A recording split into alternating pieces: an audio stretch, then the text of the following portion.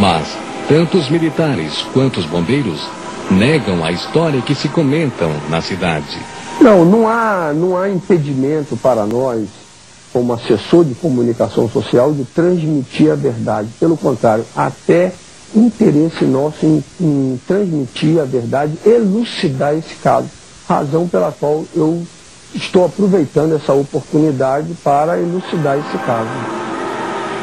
No dia 20, o bombeiro teve em torno de 34 ocorrências.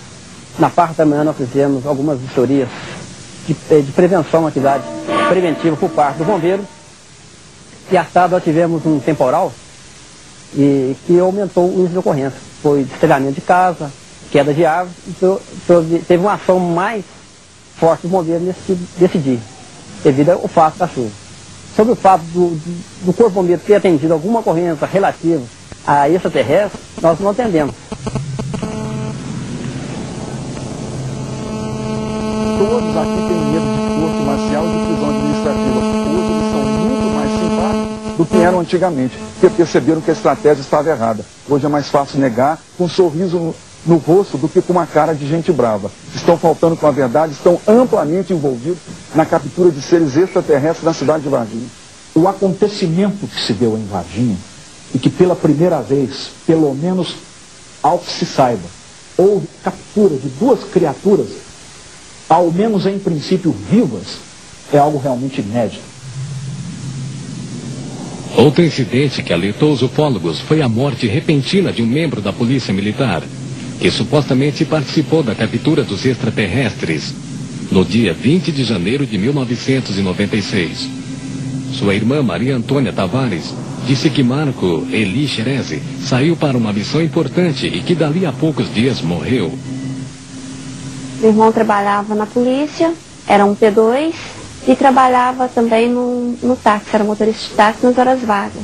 Dia 20 de janeiro, por volta das 18 horas, houve uma forte chuva de granizo aqui. Meu irmão estava de serviço na P2, Polícia Secreta Paisana, e trabalhava numa Prêmio Branco, ele e o Cabo Lopes. Nesse horário ele se molhou, porque a porta do lado do motorista não tinha vidro.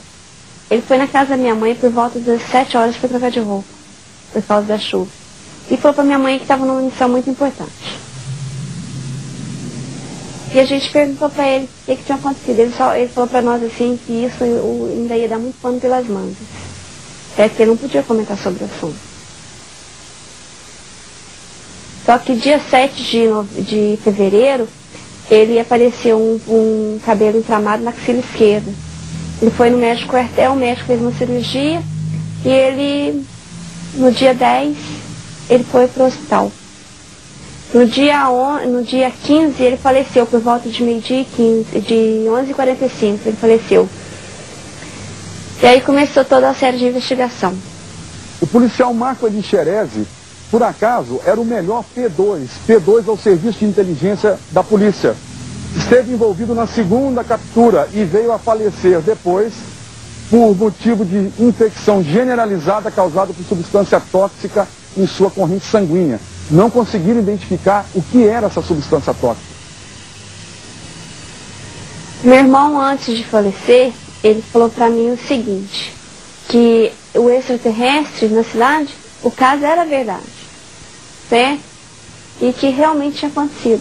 Só que a população de Varginha não tem mente aberta para saber do fato.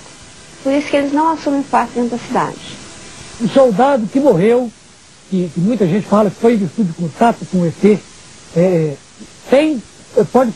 os médicos que trataram dele desmentem essa versão, tem a versão para a morte do soldado. Nós temos os parceiros daquele soldado que trabalharam com ele no dia, inclusive, né? E que não tem nenhum contato. Agora, muita coisa se levantou. Possível de sido um extraterrestre na cidade de Varginha? Olha, isso muito se comenta no mundo inteiro. Não tem nada do meu irmão no computador daqui da polícia, foi tudo apagado. E nessa época, do dia 20 ao dia 30 de janeiro, meu irmão recebeu um elogio, certo? Por uma tarefa executada com sucesso. Esse elogio não pôde ser para a guarnição, não. Foi só lá para eles. Por quê? Isso aí meu irmão falou.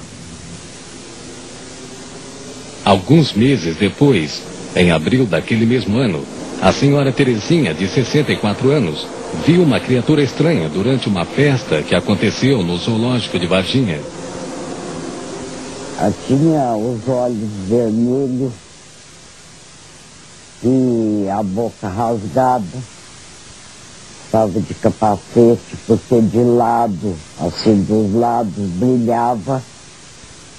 Ele era marrom escuro e assim, com a pele oleosa. Brilhava muito a pele dele. Mas eu não sabia o que era, eu pensava para que fosse bicho do zoológico, e ao mesmo tempo eu falava, mas se fosse bicho ele já tinha me atacado. O que nos leva a crer que muito provavelmente essas criaturas estavam aqui numa operação de resgate, onde tentaram descobrir aonde possivelmente nós, seres humanos, poderíamos estar guardando as criaturas que foram capturadas. Como provavelmente descobriram que o zoológico é um local onde nós colocamos animais, possivelmente tentaram fazer um patrulhamento no zoológico para tentar encontrar os seus semelhantes que foram capturados. Então, na ocasião, a dona Terezinha teve a oportunidade de ver essa criatura por aproximadamente 7 minutos, o que é um tempo muito considerável. Eu não pensei em extraterrestre, nada disso. Eu fiquei só pensando em animal. Dona Terezinha é uma pessoa íntegra, é uma pessoa sóbria, é uma pessoa que goza de perfeita e boa reputação na sua comunidade. Ela jamais mentiria sobre um assunto como esse, mesmo porque ela nem precisa. Ela é uma senhora já de uma certa idade, ela não precisaria inventar um assunto tão grave como esse. Curiosamente, dias antes, registraram 4 mortes misteriosas de animais neste centro. Certo? Foram 4 animais que morreram de maneiras iguais, sendo espécies diferentes, e a gente não concluiu uma causa mortis para esses animais. Apesar dos sintomas serem todos eles parecidos, a gente tinha uma mucosa gastrointestinal enegrecida em todos os animais. Era uma anta, 2 veados e uma jaguatirica, animais que têm hábitos alimentares diferentes, se alimentam de alimentos diferentes, né? E com causas parecidas. A anta e um dos veados foram examinados em Belo Horizonte e determinaram que tinham sido vítimas de envenenamento.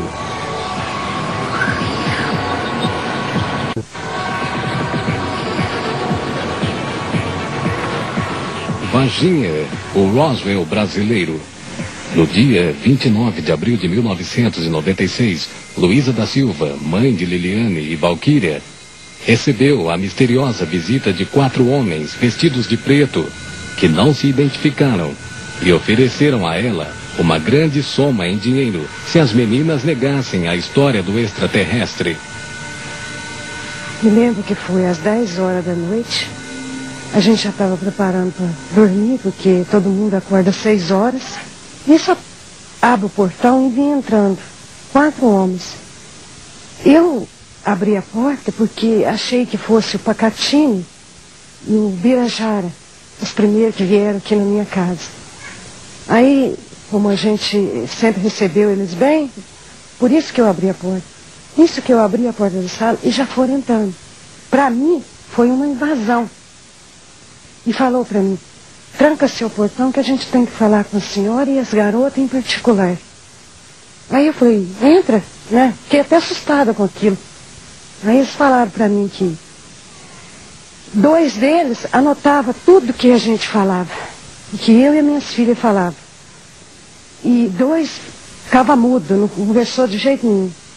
Aí falaram, pois é, dona Luísa, a gente veio aqui para tentar conversar com a senhora, porque a gente tem uma ótima grana para oferecer para a senhora, se a senhora sair com as suas filhas para fazer uma reportagem, não sei aonde, para as meninas e a senhora afirmar, mentir, que as suas filhas não viram nada.